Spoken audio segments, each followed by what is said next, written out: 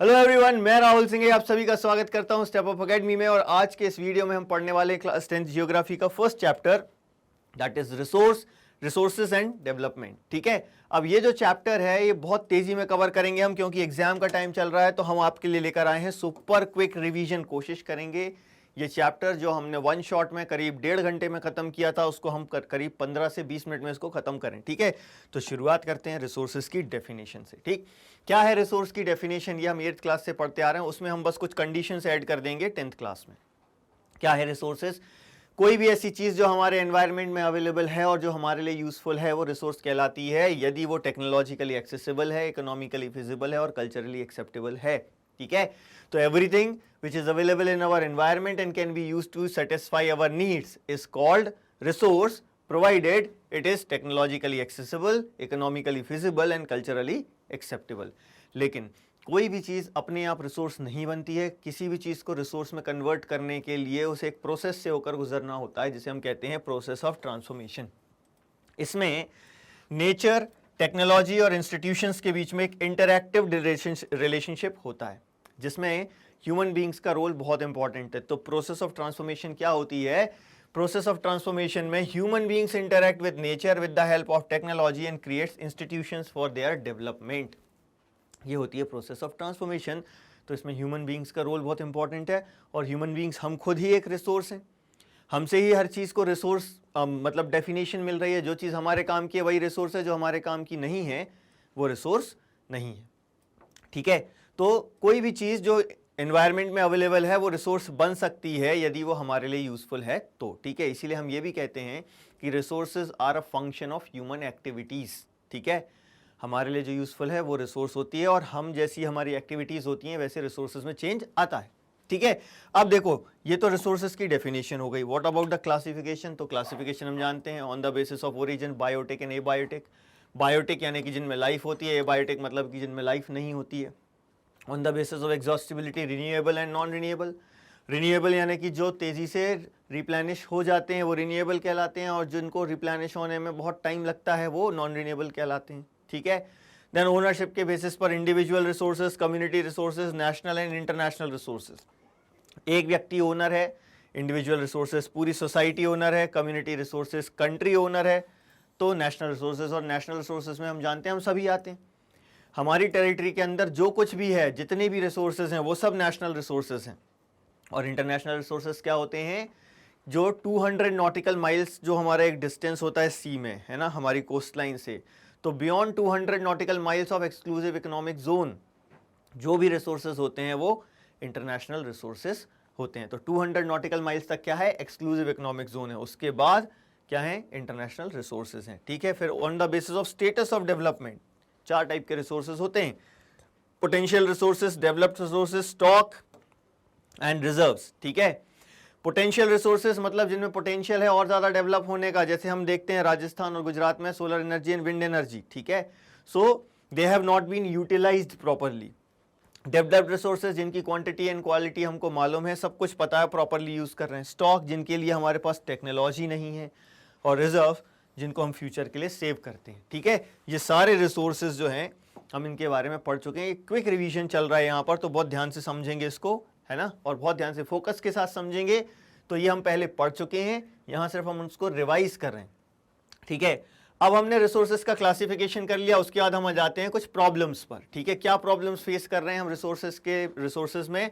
हमने ये देखा कि ह्यूमन बींग्स ने इन रिसोर्सेज को इनडिस्क्रिमिनेटली यूज किया, और चूंकि हमने इन रिसोर्सेज को इनडिस्क्रिमिनेटली यूज किया तो हम कुछ मेजर प्रॉब्लम्स फेस कर रहे हैं। क्या प्रॉब्लम फेस कर रहे हैं? Depletion of resources because of the greed of few individuals. ठीक है, accumulation of resources in the hands of few individual which divided the society into haves and have nots, and global ecological crisis like global warming and environmental pollution etc। ठीक है, ये सारी चीजें यहां पर आ जाएंगी। ठीक, अब ये डेफिनेटली प्रॉब्लम्स हम फेस कर रहे हैं, तो इससे हमें ये समझ में आ रहा है कि रिसोर्सेज को कंजर्व करने की जरूरत है। तो हमें और डीपली सोचने की जरूरत है कि क्यों कंजर्व करना है। तो हम यही देख रहे हैं कि ये रिसोर्स प्लानिंग एसेंशियल क्यों है। इसीलिए एसेंशियल है क्योंकि भैया सस्टेन्ड क्वालिटी ऑफ लाइफ चाहिए, ग्लोबल पीस चाहिए, तो रिसोर्स प्लानिंग करनी होगी। क्यों? यदि रिसोर्स प्लानिंग नहीं की then the future of our planet is in danger. और sustainable existence of all form of life के लिए रिसोर्स प्लानिंग बहुत ज़रूरी है। तो अब धीरे धीरे हम रिसोर्स प्लानिंग पर चलेंगे, लेकिन अभी ये हमने सस्टेन्ड क्वालिटी ऑफ लाइफ की बात करी, तो इसमें हम एक और चीज़ पढ़ते हैं, सस्टेनेबल डेवलपमेंट। ये सस्टेनेबल डेवलपमेंट क्या होता है? यदि हम इस तरीके से डेवलप हो रहे हैं कि हमारे एनवायरनमेंट को कोई नुकसान ना हो और हमारी आने वाली जो जनरेशन है उसके लिए भी हम बचा सकें, तो वो सस्टेनेबल डेवलपमेंट होता है। ठीक है, तो इसके दो पॉइंट होते हैं। सस्टेनेबल डेवलपमेंट मींस क्या होता है? Development should take place without damaging the environment, ये पहला पॉइंट हो गया। And development in present should not compromise with the needs of future generation, ये दूसरा पॉइंट हो गया। ठीक है, तो सस्टेनेबल डेवलपमेंट चाहिए हमको। इस चीज़ को अचीव करने के लिए रियो दी जेनेरियो अर्थ समिट भी हुआ 1992 में। 100 से ज़्यादा कंट्रीज़ के हेड रियो दी जेनेरियो में मिले, ब्राज़ील में। ठीक है, अब ये जो रियो दी जेनेरियो अर्थ समिट है, इसको फर्स्ट वर्ल्ड अर्थ समिट भी कहते हैं, या फिर इसको कहा जाता है United Nations conference on environment and development. ठीक है, तो ये UNCED भी कहलाता है। यहाँ आपको फुल फॉर्म पूछा जा सकता है, तो हमको याद रखना है United Nations conference on environment and development. अब ये क्यों की गई थी, इसका पर्पस क्या था? To address urgent problems of environmental protection and socio economic development. इन चीज़ों पर फोकस करने के लिए ये कन्वीन की गई थी। ठीक है, और इसमें क्या हुआ? इसमें इन्होंने दो चीज़ें करी। Global climatic change and biological diversity पर एक डिक्लेरेशन इन्होंने जारी किया, मतलब कि इन्होंने मान लिया कि क्लाइमेट चेंज हो रहा है, बायोलॉजिकल डाइवर्सिटी इफेक्ट हो रही है। तो क्या साइन किया? They signed a declaration on global climate change and biological diversity. ठीक है, दूसरी चीज क्या करी इन्होंने? Endorsed global forest principles. ठीक है, ये दूसरी चीज करी। और तीसरी चीज ये करी इन्होंने कि इन्होंने एजेंडा 21 अडॉप्ट कर लिया, है ना। अब ये एजेंडा 21 क्या है? 21 यहाँ 21st सेंचुरी को रिप्रेजेंट कर रहा है। 21st सेंचुरी यानी कि 2001 से लेके 2100 तक ये हमारी 21st सेंचुरी है। हम अभी 21st सेंचुरी में चल रहे हैं। 1992 में ये हुआ, तो ये देखो अगली सेंचुरी में क्या अचीव करना है उसकी प्लानिंग चल रही है यहाँ पर। ठीक, तो एजेंडा 21 जो है ना, इसके बारे में अब अपन थोड़ा सा और पढ़ते हैं कि इसमें क्या था। इसका एम था सस्टेनेबल डेवलपमेंट अचीव करना। ठीक है, इसका एम क्या था? सस्टेनेबल डेवलपमेंट अचीव करना इन 21st सेंचुरी। अब कैसे करेंगे वो भी बताया कि भाई इस एजेंडा में हम किस चीज़ पर प्लानिंग करेंगे। लड़ना है, किस चीज़ से लड़ना है? एनवायरमेंटल डैमेज से लड़ना है, पॉवर्टी से लड़ना है और डिसीजेस से लड़ना है। इन तीन चीज़ों से लड़ना है। कैसे लड़ना है? तो कह रहे हैं ग्लोबल कोऑपरेशन के थ्रू, सब लोग मिलकर लड़ेंगे। कैसे लड़ेंगे भाई? कॉमन इंटरेस्ट जो है उन पर हम कोऑपरेट करेंगे। ठीक है, हमारी जो म्यूचुअल नीड्स हैं उन पर हम कोऑपरेट करेंगे और हमारी जो शेयर्ड रिस्पॉन्सिबिलिटीज़ हैं उन पर हम कोऑपरेट करेंगे। तो इस तरीके से हम डेवलपमेंट करेंगे, सस्टेनेबल डेवलपमेंट अचीव करेंगे, एनवायरमेंटल डैमेज नहीं होने देंगे, पॉवर्टी खत्म करेंगे और डिसीजेस से भी लड़ेंगे, यदि हम ये सब चीज़ें करते हैं तो। ठीक है, अब वापस से हम रिसोर्स प्लानिंग पर आ जाते हैं कि रिसोर्स प्लानिंग होती क्या है और कैसे होती है इंडिया में। ठीक है, तो रिसोर्स प्लानिंग सिंपल क्या होता है कि किसी भी चीज़ की स्ट्रैटेजी बनाना, है ना। तो strategy for the judicious use of resources is called resource planning. ठीक है, अब हमने ये देखा भाई ये रिसोर्स प्लानिंग क्या होती है, ये समझ में आ गया, लेकिन इसकी ज़रूरत क्यों है इंडिया में? इंडिया में इसलिए ज़रूरत है क्योंकि बहुत सारे रिसोर्सेज हैं और कुछ ऐसे रिसोर्सेज हैं, कुछ एक जगह पर मिलते हैं, दूसरी जगह पर नहीं मिलते हैं, या एक जगह बहुत ज़्यादा क्वांटिटी में है, दूसरी जगह बहुत कम क्वांटिटी में है। ठीक है, या फिर ऐसा भी हो सकता है कि कहीं पर वाइटल रिसोर्सेज बहुत ज़्यादा हैं, कहीं पर है ही नहीं। ठीक है, कुछ रीजन्स हैं जहां पर रिसोर्सेज ना होने के बाद भी डेवलप्ड हैं और कुछ ऐसे हैं जहां पर बहुत सारे रिसोर्सेज हैं फिर भी डेवलप्ड नहीं है। तो इन सारी चीज़ों के लिए रिसोर्स प्लानिंग की ज़रूरत है। तो सबसे पहली चीज़ क्या? बहुत ज़्यादा डाइवर्सिटी है अवेलेबिलिटी ऑफ रिसोर्सेज में, इसीलिए रिसोर्स प्लानिंग की ज़रूरत है। फिर हमने देखा कि कुछ रीजन्स ऐसे हैं which are rich in certain type of resources but are deficient in some other type of resources. कोई एक रिसोर्स बहुत ज़्यादा मिलता है लेकिन कुछ दूसरे रिसोर्सेज की बहुत ज़्यादा शॉर्टेज है, इसीलिए हमको रिसोर्स प्लानिंग की जरूरत है। फिर हमने देखा कि कुछ ऐसे रीजन्स हैं which can not be considered self sufficient in terms of availability of resources, और कुछ ऐसे रीजन हैं विच हैव एक्यूट कुछ को हम कह सकते हैं कि वो सेल्फ सफिशिएंट है और कुछ जगहों पर एक्यूट शॉर्टेज है रिसोर्सेज की। ठीक है, तो वाइटल रिसोर्सेज की बात करी, वाइटल रिसोर्सेज की कोई सेल्फ सफिशिएंसी है, मतलब कि उनको कुछ भी बाहर से लाने की जरूरत नहीं है, और दूसरी जगह हम देख रहे हैं एक्यूट शॉर्टेज है, मतलब कुछ भी अवेलेबल नहीं है। इसीलिए हमें रिसोर्स प्लानिंग की जरूरत है, बिना रिसोर्स प्लानिंग के काम नहीं चलेगा। तो इंडिया में रिसोर्स प्लानिंग कैसे होती है उसके 3 स्टेप्स हैं। पहला स्टेप क्या होता है कि पहले आइडेंटिफाई तो कर लो रिसोर्स क्या है ना। तो identification and inventory of resources within the country, है ना, across the regions of the country.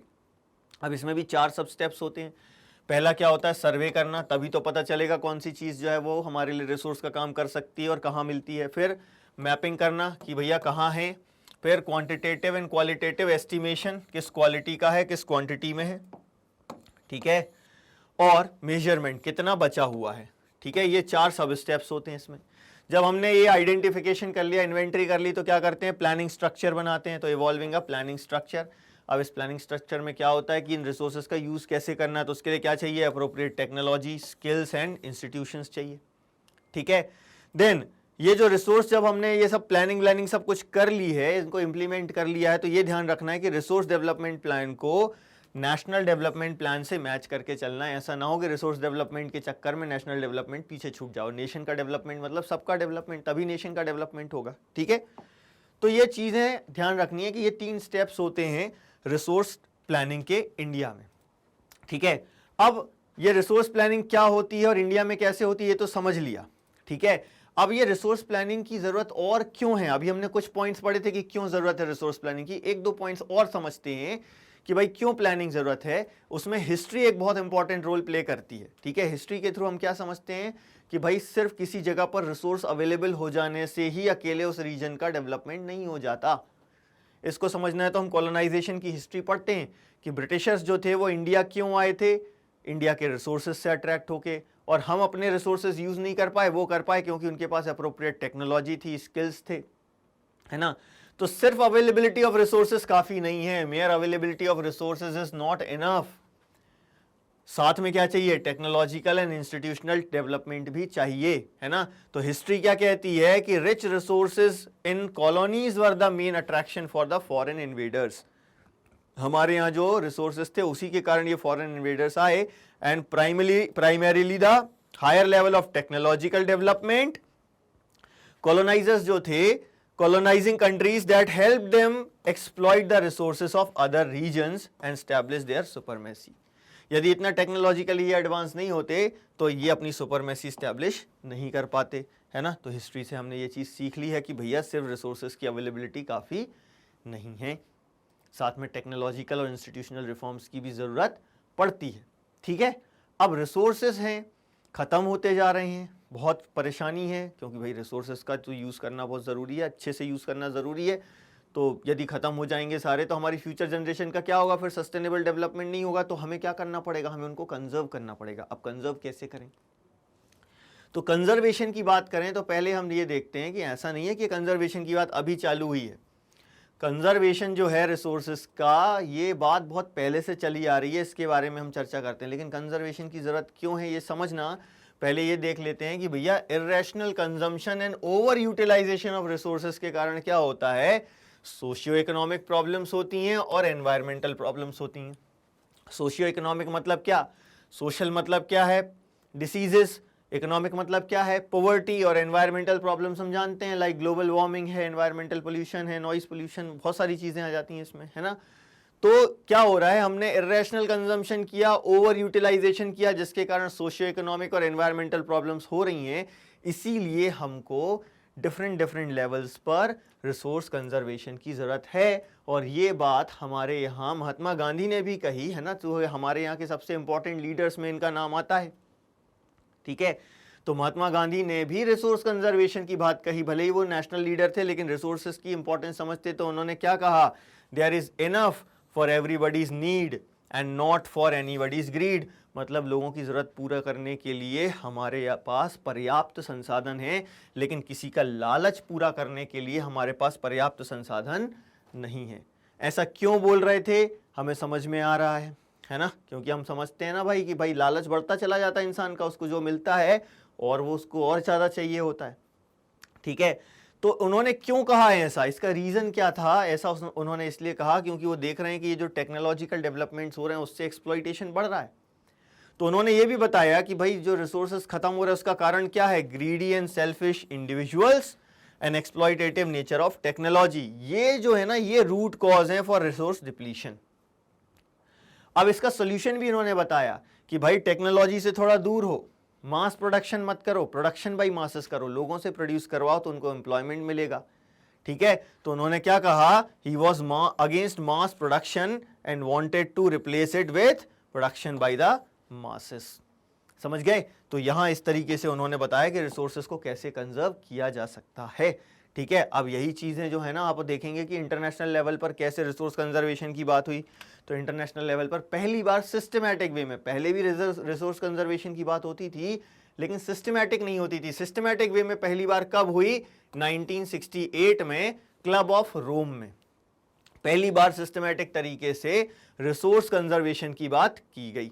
ठीक, फिर और बार ये बात हो रही है इंटरनेशनल लेवल पर, जैसे कि 1974 में मिस्टर शुमाकर नाम के एक राइटर थे जिन्होंने एक किताब लिखी जिसका नाम था स्मॉल इज ब्यूटीफुल, जिसमें इन्होंने महात्मा गांधी की फिलॉसफी बताई। देखो स्मॉल इज ब्यूटीफुल, जैसे महात्मा गांधी ने कहा था ना कि मास प्रोडक्शन मत करो, प्रोडक्शन बाई मासेस करो, वही तो चीज ये है, स्मॉल इज ब्यूटीफुल। ठीक है, फिर उसके बाद ब्रंटलैंड कमीशन बना, लोगों को लग रहा था कि कुछ तो गड़बड़ है, तो ये कमीशन बनाया, इसने अपनी रिपोर्ट पब्लिश करी 1987 में, और इसमें इन्होंने पहली बार सस्टेनेबल डेवलपमेंट टर्म का यूज किया और इन्होंने कहा कि रिसोर्स कंजर्वेशन के लिए हमें क्या करना पड़ेगा? सस्टेनेबल डेवलपमेंट करना पड़ेगा। अब ये रिपोर्ट इतनी इंपॉर्टेंट थी कि आगे चल के इसे किताब के रूप में पब्लिश किया गया। किताब का नाम क्या था? Our common future. ठीक है, ये किताब का नाम था। ठीक, और फिर फाइनली 1992 में क्या हुआ? रियो दी जेनेरियो अर्थ समिट ब्राजील में। ठीक है, ये सबसे इंपॉर्टेंट था, यहां से रिसोर्स कंजर्वेशन की बात डिटेल में स्टार्ट हो गई। ठीक, चलिए भाई, अब ये तो हो गई इंटरनेशनल लेवल पर रिसोर्स कंजर्वेशन की भी बात, लेकिन अब पर्टिकुलर कुछ रिसोर्सेज के बारे में पढ़ना है। तो पहले हमें लैंड रिसोर्स पढ़ना है, फिर सॉइल रिसोर्स पढ़ना है। तो लैंड रिसोर्स की बात करते हैं कि भाई सबसे ज्यादा रिक्वायरमेंट हमारी किस चीज की है? लैंड की। हमारी 95% रिक्वायरमेंट तो लैंड से फुलफिल होती है। ठीक है, तो इंडिया में बहुत सारे डिफरेंट टाइप के लैंड हैं, माउंटेन्स हैं, प्लेट्यूज हैं, प्लेन्स हैं, आइलैंड्स हैं। अब इसमें से देखो 43% एरिया जो है वो प्लेन एरिया है ना। अब प्लेन एरिया की इंपॉर्टेंस क्या होती है? मेनली इंडस्ट्री के लिए और एग्रीकल्चर के लिए।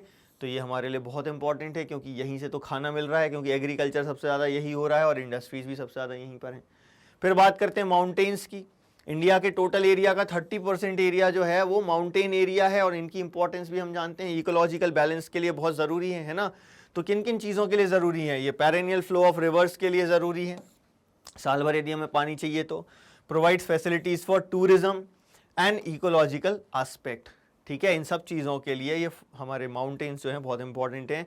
और 27% एरिया जो है वो प्लेट्यू में आता है, और प्लेट्यू के इंपॉर्टेंट हैं हमारे मिनरल्स के लिए, फॉसल फ्यूल्स के लिए, है ना। तो ये भी बहुत ज़्यादा इंपॉर्टेंट है हमारे लिए 27% एरिया, है ना। इनको हम स्टोर हाउस ऑफ मिनरल्स भी कहते हैं। ठीक है, अब इसको हम यूटिलाइज कई तरीक़ों से करते हैं, है ना। सबसे पहले हम फॉरेस्ट की तरह यूटिलाइज करते हैं।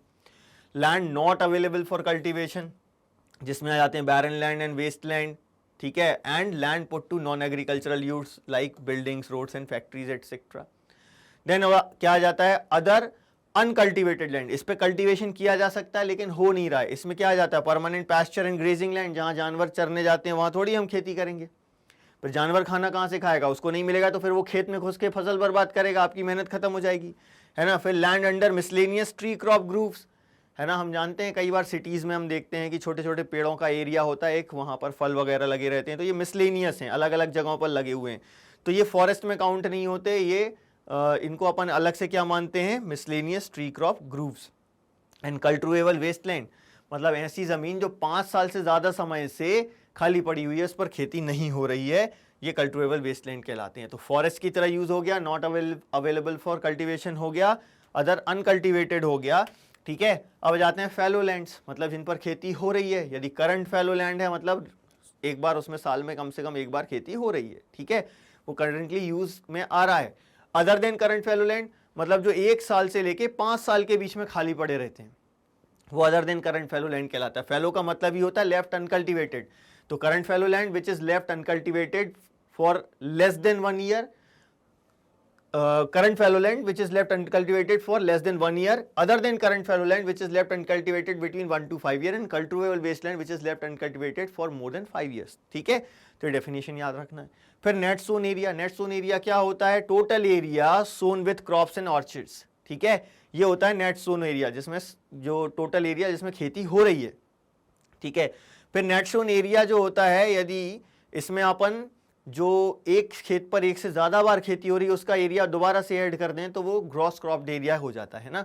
नेट सोन एरिया में क्या करते हैं अपन, दोबारा से ऐड नहीं करते। नेट सोन एरिया मतलब क्या, तुम खेती कितनी बार भी उस पर कर रहे हो आप उसको एक ही बार काउंट करोगे। लेकिन नेट सोन एरिया में यदि हमने ऐड कर दिया क्या, यहां पर एक बार से ज्यादा बार खेती हुई तो net sown area plus area sown more than once in agricultural year, तो वो क्या कहलाता है, क्रॉस क्रॉप्ड एरिया कहलाता है।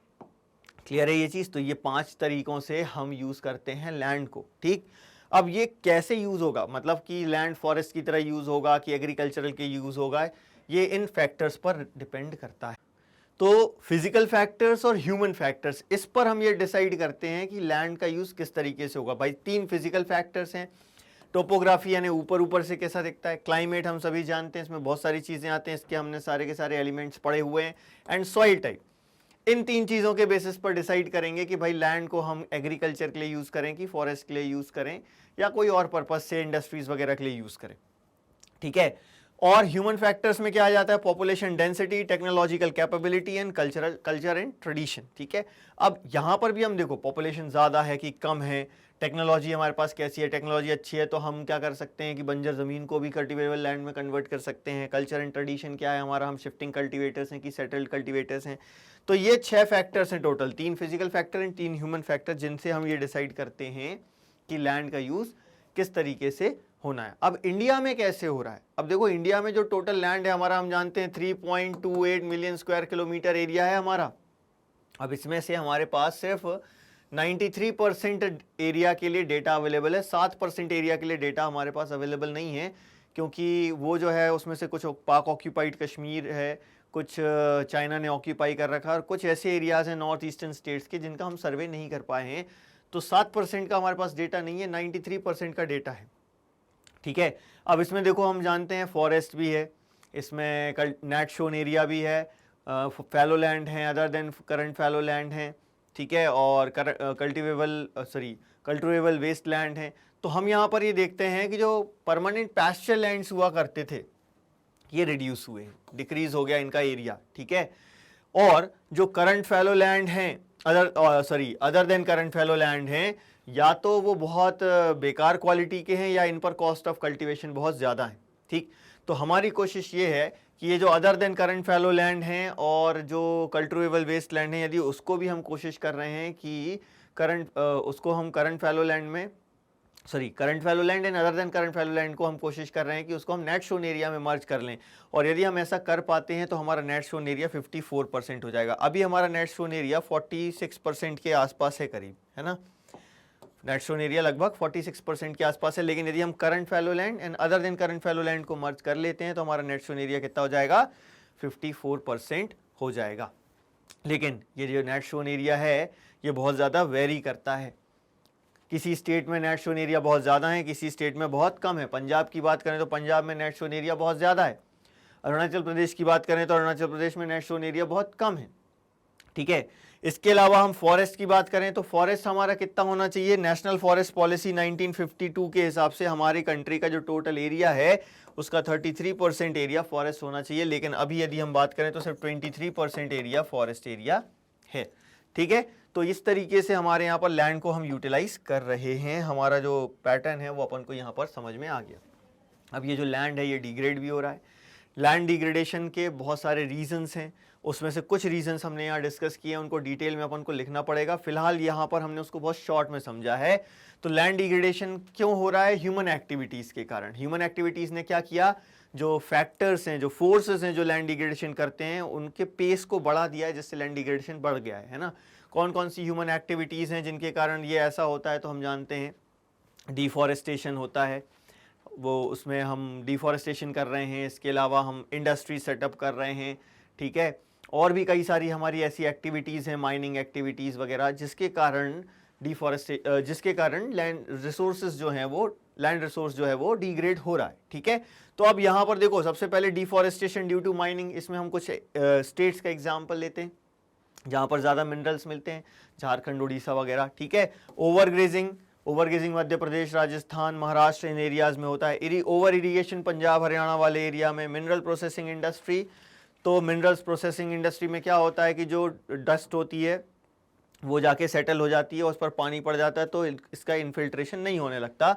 एंड इंडस्ट्रियल एफ्लुएंट्स, ठीक है, ये क्या करते हैं, सॉइल को भी पोल्यूट कर रहे हैं और ग्राउंड वाटर को भी पोल्यूट करते हैं, ये सारी चीज़ों को पोल्यूट करते हैं। ठीक, तो ह्यूमन एक्टिविटीज़ के कारण क्या हुआ है, लैंड डिग्रेडेशन हुआ है, और जो नेचुरल फोर्सेस हैं उनका जो पेस होता है लैंड डिग्रेड करने का, वो पेस बढ़ गया है। ठीक है, अब इस लैंड को कंजर्व करना पड़ेगा, तो सिंपल से तरीके हैं लैंड कंजर्व करने के, afforestation, proper management of grazing, planting shelter belts, ठीक है, शेल्टर बेल्ट्स यानी लाइन से पेड़ लगाना, कंट्रोल ऑन ओवर ग्रेजिंग, ठीक है, फिर stabilizing sand dunes by growing thorny bushes, ठीक, proper management of waste land, ठीक, and control of mining activities and proper discharge and disposal of industrial effluents after treatment. ठीक है, ये सारे तरीके हैं जिससे हम लैंड को कंजर्व कर सकते हैं। ठीक है, इसके बाद आ जाते हैं अपन सॉइल एज अ रिसोर्स। ठीक है, सॉइल बहुत इंपॉर्टेंट रिसोर्स है, हम इसको मीडियम ऑफ प्लांट लाइफ होता है ये, तो सॉइल को हम क्या कहते हैं, एक लिविंग सिस्टम कहते हैं इसमें, क्योंकि बहुत सारे ऑर्गेनिजम्स को भी सपोर्ट कर रही है, प्लांट लाइफ को भी सपोर्ट कर रही है, इसलिए लिविंग सिस्टम कहलाता है। सॉइल की कुछ सेंटीमीटर्स की लेयर बनने में कई साल लग जाते हैं। ठीक है, अब ये जो सॉइल है इसके फॉर्मेशन में कुछ फैक्टर्स हैं और कुछ फोर्सेस हैं। फैक्टर्स क्या हैं, रिलीफ, स्लोप कैसा है, पेरेंट रॉक और बेड रॉक कैसा है, climate, vegetation, other forms of life and time. ठीक है, टाइम लगता है सॉइल के फॉर्मेशन में, बहुत टाइम लगता है, धीरे धीरे बनती है। ठीक है, and forces, change in temperature, actions of running water, wind and glaciers and activities of decomposers, यही तो है जो डीकंपोज करेंगे और सॉइल का फॉर्मेशन करेंगे। ठीक है, अब सॉइल जो होती है ना उसमें वेराइटी बहुत है, कई सारी चीज़ों के बेसिस पर सॉइल डिफरेंट होती है। किस चीज़ों के बेसिस पर सॉइल डिफरेंट होती है कि कौन कौन से फैक्टर्स रिस्पॉन्सिबल हैं उसके फॉर्मेशन के लिए, उसका कलर, उसकी थिकनेस, उसका टेक्सचर यानी कि size of the grain, age, chemical and physical properties, इन सारी चीज़ों के बेसिस पर सॉइल जो होती है अलग अलग टाइप की होती है। तो हम यहाँ पर अब डिफरेंट टाइप की सॉइल पढ़ेंगे। ठीक है, सबसे पहले आते हैं अलुवियल सॉइल। अब इसमें कुछ कॉमन पॉइंट्स लेते हैं, सॉइल का फॉर्मेशन कैसे हुआ, वो कहाँ मिलती है, ठीक है, किस तरीके का उसका टेक्सचर है, ठीक, और एज के बेसिस पर भी उसका क्लासिफिकेशन हम देख सकते हैं। तो सबसे पहले एलुवियल सॉइल हमने देखा कैसे बनी है, गंगा, ब्रह्मपुत्र और इंडस रिवर्स ने डिपोजिशन के थ्रू ये सॉइल फॉर्म की है। मिलती कहाँ पर है, नॉर्दर्न प्लेन्स में, राजस्थान एंड गुजरात में, एक नैरो चैनल के थ्रू यहाँ पर हमें दिखता है ये। ठीक है, northern plains, Rajasthan and Gujarat and eastern coastal planes में ये हमको यहाँ पर मिलती है। ठीक है, तो ईस्टर्न कोस्टल प्लेन्स यहाँ पर मिलती है। कैसे बनी है, मतलब इसका टेक्सचर कैसा है, सैंड, सिल्ट और क्ले, तीनों टेक्सचर में ये सॉइल हमको मिलती है। ठीक है, and according to their age इसको हम दो पार्ट में डिवाइड कर सकते हैं, भांगर यानी ओल्ड अलुवियल सॉइल एंड खादर यानी कि न्यू अलुवियल सॉइल। ये हमें कहाँ मिलती है, फ्लड प्लेन्स में, और ये हमें कहाँ मिलती है, रिवर टेरेस में। इसका प्रोपोर्शन सबसे ज्यादा है, इसमें कंकर भी बहुत मिलते हैं अपन को।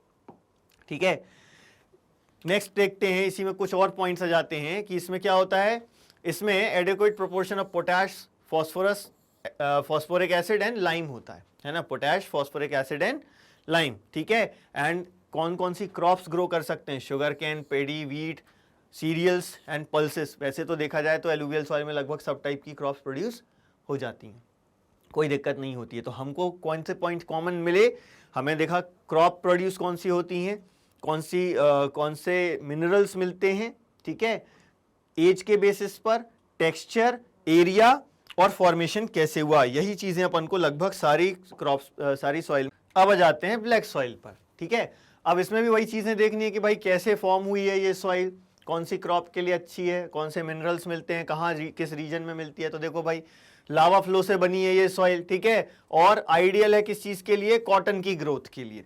ठीक, और कहाँ मिलती है, डेक्कन ट्रैप में। अब ये डेक्कन ट्रैप कौन सा, ये पूरा रीजन जो हमको नजर आ रहा है ना, ये पूरा डेक्कन ट्रैप है। ठीक है, तो कौन कौन से रीजन आते हैं इसमें, महाराष्ट्र, सौराष्ट्र ये वाला रीजन होता है ना, ये गुजरात वाला ये जो रीजन है, ये सौराष्ट्र है, मालवा, मध्य प्रदेश, मालवा वैसे मध्य प्रदेश में ही आता है। ठीक है, Chhattisgarh and south eastern direction में यदि हम देखें तो along the Godavari and Krishna river valley. ठीक है, ये जो वैलीज है ना, इनकी बात कर रहे हैं, यहाँ पर अपन को ये जो सॉइल है ब्लैक सॉइल ये मिलती है। उसका टेक्सचर कैसा होता है, टेक्सचर होता है क्लेई टेक्सचर, बहुत फाइन होता है। अब फाइन होने के कारण क्या होता है ना, ये सॉइल जो है ये बहुत ज़्यादा मॉइस्चर होल्ड करके रखती है, इसमें जब गर्मी होती है तो डीप क्रैक्स डिवाइड हो जाती हैं, क्रैक्स डेवलप हो जाती हैं, उससे प्रॉपर एयरेशन हो पाता है और उस प्रॉपर एयरेशन के कारण सॉइल में नाइट्रोजन फिक्सेशन का काम होता है।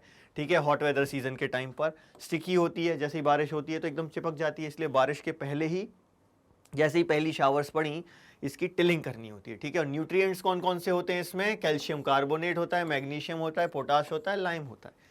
ठीक है, फॉस्फेट में ये थोड़ा सा इसमें फॉस्फेट की कमी रहती है। ठीक, नेक्स्ट आ जाते हैं अब अपन रेड एंड येलो सॉइल पर। ये कहाँ डेवलप होती है, ये क्रिस्टलाइन इग्नियस रॉक्स में एंड मेटामॉर्फिक रॉक्स में भी डेवलप होती है। ठीक है, तो ये crystalline and igneous and metamorphic दोनों टाइप के रॉक्स में ये सॉइल डेवलप होती है, लेकिन कहाँ पर, ऐसे एरियाज में जहाँ लो रेनफॉल हो। ठीक है, लो रेनफॉल वाला एरिया तो हम जानते हैं ये पूरा लो रेनफॉल वाला एरिया है जहाँ पर अपन को ये सॉइल नजर आ रही है। ठीक, तो कहाँ नजर आ रही है अपन को, उड़ीसा में, छत्तीसगढ़ में, southern parts of middle Gangetic plains, ये होता है southern part of middle Gangetic plains. ठीक है, देन पेडीमाउंट जोन ऑफ वेस्टर्न घाट, तो ये पेडीमाउंट जोन है वेस्टर्न घाट का, है ना। इन सारे रीजन्स में अपन को रेड एंड येलो सॉइल मिलती है। तो हमने क्या देख लिया, कहाँ किस टाइप के रॉक से बनती है, कहाँ मिलती है। ठीक, और इसका जो कलर होता है रेडिश होता है क्योंकि इसमें आयरन डिफ्यूज्ड होता है। ठीक है, और जब ये ही हाइड्रेट के फॉर्म में मिलता है आयरन, तो इसका कलर कैसा होता है, येलो होता है। ठीक, तो ये हो गई हमारी रेड एंड येलो सॉइल। अगले पे आ जाते हैं, लेटेराइट सॉइल की बात करते हैं। ये जहाँ बहुत ज़्यादा बारिश होती है वहाँ लीचिंग के कारण बनती है। ठीक है, तो कहाँ डेवलप होती है, tropical and sub tropical areas में, जहाँ पर alternate wet and dry season होता है। ठीक है, लेकिन इंटेंस लीचिंग, अब लीचिंग क्या होती है, जब बहुत तेज पानी बरसता है तो पानी अपने साथ मिट्टी को बहा कर ले जाता है, तो वो फाइन पार्टिकल्स एक जगह इकट्ठे करता है, वही कहलाती है लेटेराइट सॉइल। ठीक है, अब इसमें हम देखते हैं प्लांट न्यूट्रिशन कम होता है, लेकिन ऐसा ज़रूरी नहीं कि हमेशा ऐसा ही रहे। कई बार इसको हम प्रॉपरली फर्टिलाइजर्स वगैरह का यूज़ करके इसको हम फर्टाइल बना सकते हैं। कहाँ मिलती है, छोटे छोटे से एरियाज में मिलती है। साउथ ईस्टर्न स्टेट्स में मिलती है अपन को, वेस्टर्न घाट्स में मिलती है, Maharashtra, Orissa, some parts of west Bengal and north eastern states, है ना। तो सब जगह थोड़ी थोड़ी जगह। ये लेटेराइट सॉइल वाला ये कलर अपन को यहाँ नजर आ रहा है, छोटे छोटे से एरियाज में अपन को दिख रहा है कि लेटेराइट सॉइल मिलती है। कहाँ मिलेगी, जहाँ हैवी रेनफॉल होगा। अब चूंकि हैवी रेनफॉल है और हाई टेम्परेचर है, इसके कारण इसमें फर्टिलिटी कम रहती है। ठीक है, हिली एरियाज की यदि हम, जहाँ इसमें क्रॉप्स की यदि हम बात करें, तो जो कर्नाटका, केरला और तमिलनाडु के हिली एरियाज हैं, यहाँ पर टी एंड कॉफ़ी प्रोड्यूस होती है इस सॉइल में। और तमिलनाडु, आंध्र प्रदेश एंड केरला की बात करें तो यहाँ पर कौन सी क्रॉप प्रोड्यूस होती है, कैश्यू नट। ठीक है, इसके लिए ये सॉइल मेन है। ठीक, तो ये लेटेराइट सॉइल कंप्लीट हो गया। आगे आ जाते हैं एरिड सॉइल पर। इसमें ज़्यादा कुछ नहीं है, आप ये याद रखना, रेंज होता है ब्राउन टू, रंग होता है इसका रेड टू ब्राउन। ठीक है, और टेक्सचर कैसा होगा, सैंडी टेक्सचर होगा, सलाइन नेचर होगा, सैंडी टेक्सचर, बड़ा टेक्सचर होता है इसका। ठीक है, और इसमें सॉल्ट भी होता है। कई बार हम देखते हैं, जैसे सांबर लेक का नाम आपने सुना होगा, जहाँ से हम सॉल्ट एक्सट्रैक्ट करते हैं, कॉमन सॉल्ट मिलता है। ह्यूमस और मॉइस्चर बहुत कम होता है। लोअर हॉराइजन्स में क्या मिलते हैं, कंकर मिलते हैं, जिसके कारण पानी का इन्फिल्ट्रेशन नहीं हो पाता है और ये इनफर्टाइल रह जाती है। लेकिन प्रॉपर इरिगेशन के थ्रू हम कल्टीवेशन यहाँ कर सकते हैं, जैसा कि हमने वेस्टर्न राजस्थान में किया भी है। ठीक, तो इसमें कोई बहुत ज़्यादा चीज़ें नहीं है, बस कलर याद रखना है। इसमें बाकी के कॉमन पॉइंट्स नहीं मिलेंगे, ज़्यादा क्रॉप्स यहाँ प्रोड्यूस हो नहीं सकती हैं, बट फिर भी आप चाहें तो बाजरा लिख सकते हैं। ठीक, फॉरेस्ट सॉइल कहाँ मिलती है, हिली एरियाज में या माउंटेन एरियाज में, जहाँ पर रेन फॉरेस्ट मिलते हों। ठीक है, और ये कैसी होती है, लूमी होती है, यानी कि फर्टाइल होती है। सिल्टी इसका टेक्सचर होता है वैली साइड्स में, एंड कोरस कहाँ पर होता है, अपर स्लोप्स में, है ना। टेक्सचर में वेराइटी है, कौन से एरिया में मिल रही है उसके हिसाब से इसका टेक्सचर चेंज होता है। स्नो कवर्ड एरिया जो होते हैं, जहाँ बर्फ रहती है साल भर, वहाँ क्या होता है, वहाँ पर ये सॉइल में डिनिडेशन होता है और एसिडिक होती हैं विथ लो ह्यूमस कंटेंट। और जहाँ लोअर पार्ट्स की बात करें वैलीज की, वहाँ पर ये अलूवियल फैंस में मिलती हैं और रिवर टेरेस में मिलती है, तो ये फर्टाइल होती है।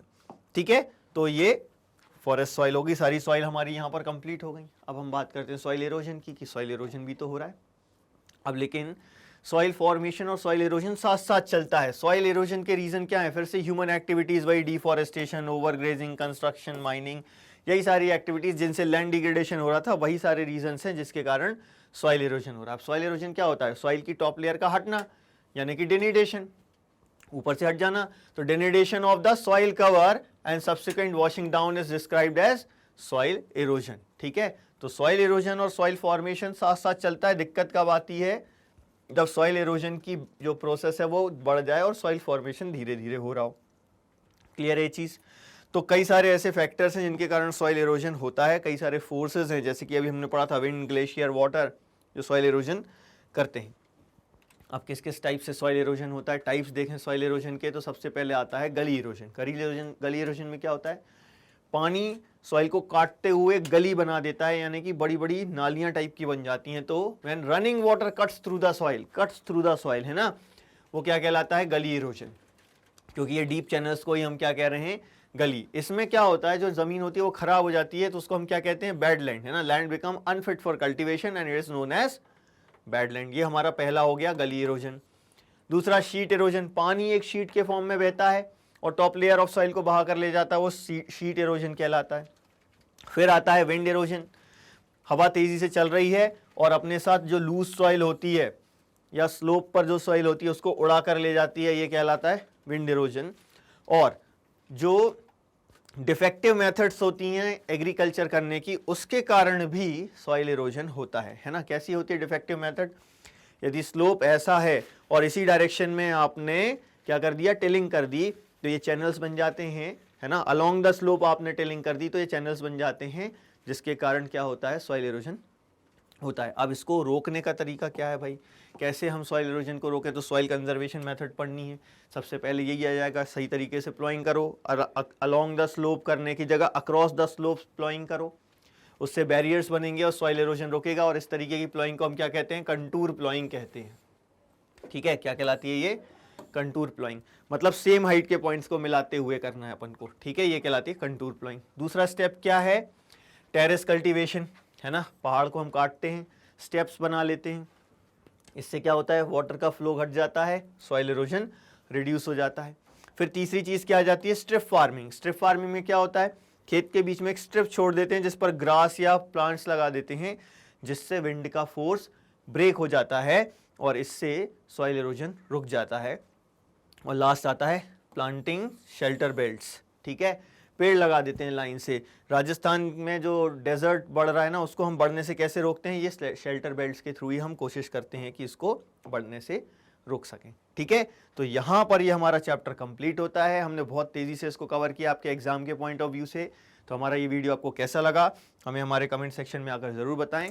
Thank you very much.